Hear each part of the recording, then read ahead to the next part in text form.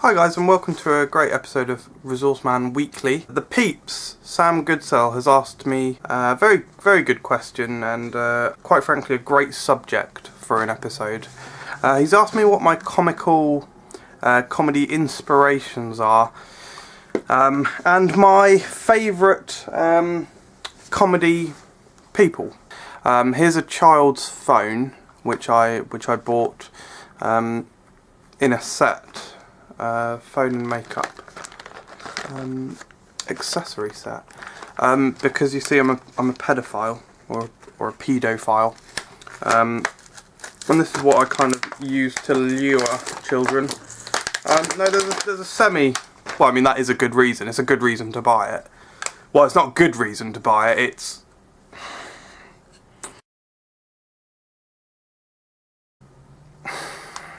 There's no good reason to buy this set if you're a grown man, but if you are a paedophile, it at least makes sense that you would buy that. It would be a very good reason to buy it if you're a pedophile, but a paedophile, sorry. But that's not why I bought it. I bought it because it has this makeup set in, and I thought, oh, that would be quite funny to use in an episode of How to Draw. But it is actually totally plastic. It's false, fabricated. I almost wish I was a paedophile, so at least I could make use of it. But actually, it's got a comb. Oh, you do that afro thing, don't you? Because this is quite a straight querying subject, I'm going to try and not have many sound effects or weirdness, I guess. So I'm going to try and get that out of the way early.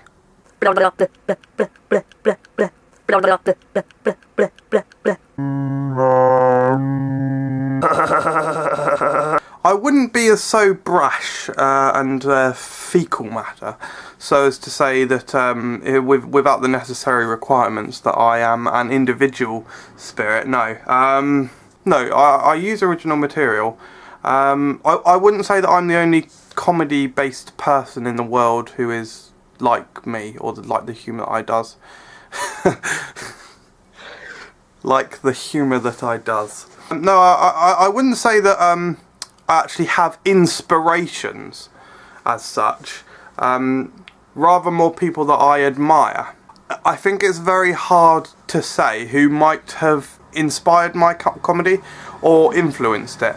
Certainly there are people who I like and have liked growing up who may...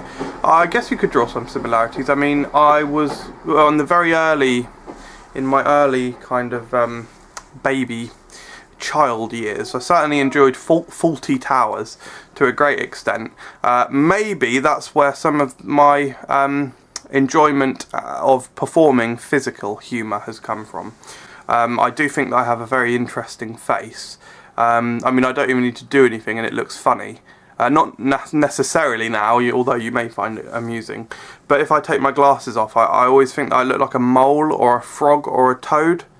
I mean, I don't look too bad there, but hang on, let me see if I can kind of... Yeah, like, look. It's like frog or toad or something. Just there are a few things that really do stick out.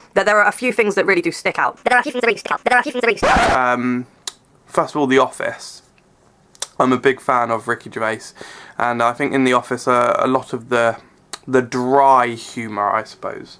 I'm a big fan of that, and I suppose some of that does come through in a lot of my stuff, particularly my How to Draw series. You know, it's played straight, so I do enjoy that. The kind of this is what's happening. I intend it to be amusing, but I'm acting as if it's not. That kind of thing. Also, one of my biggest loves of all time is Garth Marenghi's Dark Place. Now, it's almost somewhat embarrassing. I don't know what Garth Marenghi's real name is, which is stupid. I'm really annoyed at myself for that, actually. I know everyone else, Richard Ayoade, Matt Berry, and the female. But yeah, I mean, that's kind of pinnacle of entertainment in my eyes. That's, again, it's almost comparisons could be drawn to a lot of my stuff because it's very spoof related, which is certainly something I enjoy. So yeah, that's probably my favourite comedy series of all time. It's just absolutely, it's really over the top and quite ambitious and just hilarious in every way, really. Almost as funny as telling an anecdote about purchasing a child's phone set up. Particularly these days, you know, I'm still a big fan of Ricky Gervais. I love online comedians and that kind of, you know, such a great way of sharing humour and finding like-minded individuals. I recently saw Jake and Amir from College Humour. I absolutely loved them. They were hilarious. So I like a lot of stand-ups. Rod Gilbert, Jason Manford, John Richardson, Jimmy Carr, who I've seen a couple times. I like quite offensive stuff. I don't want to offend people necessarily, but I do think it's pathetic that people get offended sometimes. It just seems really unnecessary. People don't know why they're getting offended, or, you know, just accept that it's humour. You know, I've made jokes about, I think, every subject, particularly the taboo subjects. I've made a joke about honestly everything, and I don't see the problem with it. You know, a lot of the times you've really got to look at the context. You know, like for example, Edmund Grabham. He did a joke recently, or a sketch that involved both the Boston bombings and the 9/11 terrorist attacks. And it wasn't actually a joke about those events. It was actually just showing how increasingly evil Edmund Grabham is being proven to be. You know, the series is called the ever decreasing levels of respect that people have for Edmund Grabham. So it's more, wow, this guy's such a scumbag, that's quite funny, rather than, oh, loads of people died in a terrorist attack, kind of funny. So I think context is important. But yeah, no, certainly making jokes about paedophiles is usually quite funny.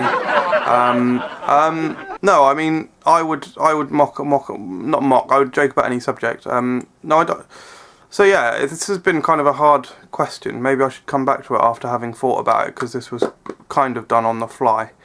But yes, it's kind of a hard question. I'm not sure if many people inspire me as such, rather than just I admire them, as I said at the beginning. So really this video could have just been done at the beginning. But anyway, it's probably running out now. It's an empty battery flashing. So yeah, thanks for your question. I think I will do a follow-up video when I thought about it. But I hope you enjoyed watching anyway. And I hope that you are cool. I'm not wearing any trousers.